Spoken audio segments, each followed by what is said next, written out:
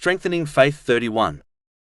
In a narration found in Jami'a at-Tirmidhi, number 1205, the Holy Prophet Muhammad, peace and blessings be upon him, advised that the lawful and unlawful have been made clear by Islam. In between them are doubtful things which should be avoided in order to protect one's faith and honor.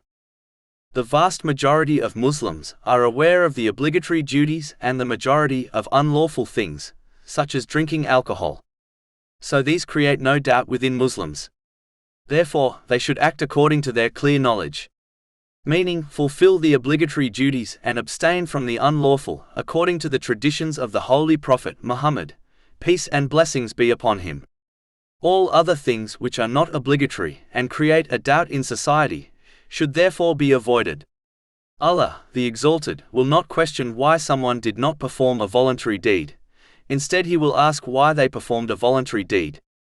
Therefore, leaving the voluntary action will have no consequences in the hereafter, whereas performing a voluntary deed will, namely punishment, reward or forgiveness.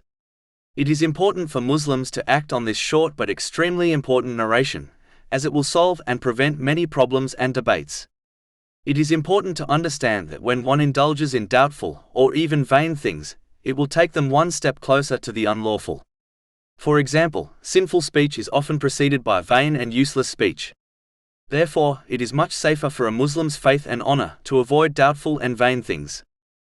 This narration also indicates the importance of adhering to the basic and clear teachings of Islam while avoiding things which have not been clarified nor discussed in the two sources of guidance, the Holy Quran and the traditions of the Holy Prophet Muhammad, peace and blessings be upon him.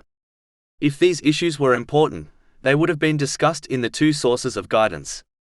Unfortunately, many Muslims concentrate so much on debating on side issues which will not be questioned about on Judgment Day, that they distract themselves and others from those things which Allah, the Exalted, will question them about.